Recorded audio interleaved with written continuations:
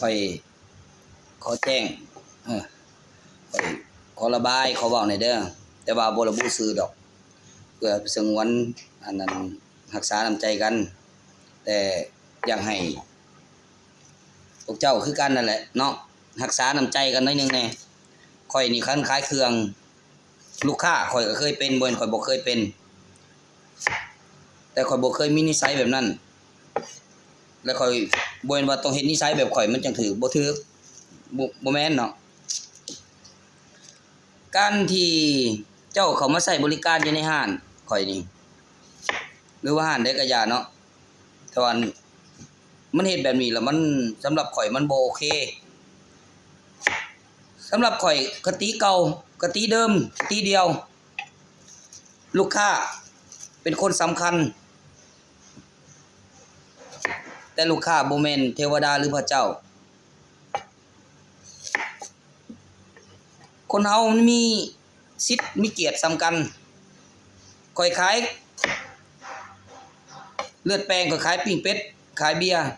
ข่อยขายราคาส่ำนั้นคือกันข่อยก็บ่ได้แม่นว่าเจ้ารวยมาแต่ไส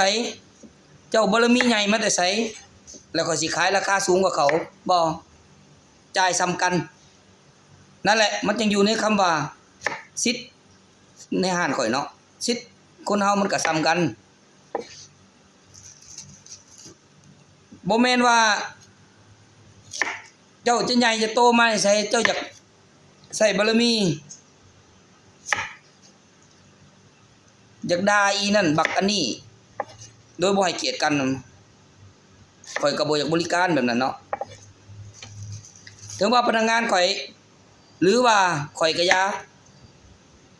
บ่ร่ำบ่รวยคือคนอื่นแต่พวกข่อยก็มีศักดิ์ศรีคือกันขอดการบริการมันก็มีขีดจำกัดเนาะโต๊ะอื่นเขาก็จ่ายเงิน100,000 200,000 กีบซ้ำกับโต๊ะเจ้าจ่าย200,000 กีบคือกันการบริการก็เย็นเบียร์ถามข่าวโอ้ลมกันธรรมดาปกตินี่ทั่วไปเนาะคนว่าการบริการแบบอัธยาศัยดีให้เกียรติลูกค้าเสมอแต่ลูกค้าต้องเข้าใจในนิดนึงบ่แม่นว่าเขาเฮ็ดให้เกียรติแล้วเลยสิมาเอิ้นเขาอีห่าบักห่าบักฮกเขาโดยเขาเจ้านำห้องอีห่าบักห่ามันเกินไปสำหรับข่อยคิด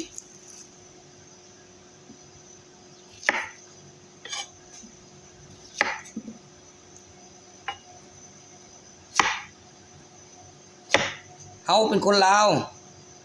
เฮาอยู่ประเทศลาวเจ้าเว้าเจ้าสังเกตโลด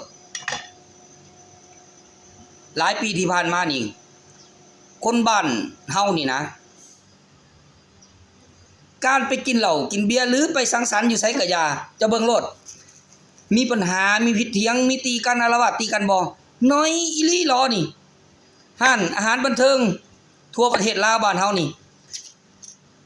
เกือบ 400-500 ห้านบันเทิงใหญ่ๆได้มื้อนึงมีข่าวตีกันในห้านจักเทื่อแทบจะบ่มีแม่นบ่ย้อนหยังฮู้บ่มันเข้ามาในอยู่ในยุคสมัยที่เขาว่าความคิดเจริญแล้ว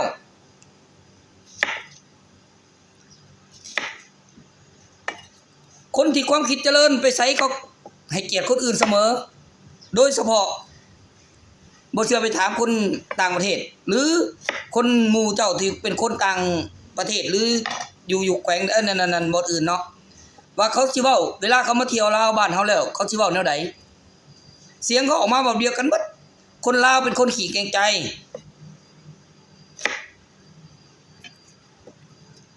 คือว่าสิคนอารมณ์ร้อนบ่แม่นถ้าบ่เหลือขีดจำกัดอีหลีน่ะเขาเจ้าจะบ่ใส่อารมณ์กันขึ้นปานนั้นคนเฮามันมีอารมณ์มีสิทธิ์มีคำเว้าได้แต่ว่าให้เกียรติกันและกัน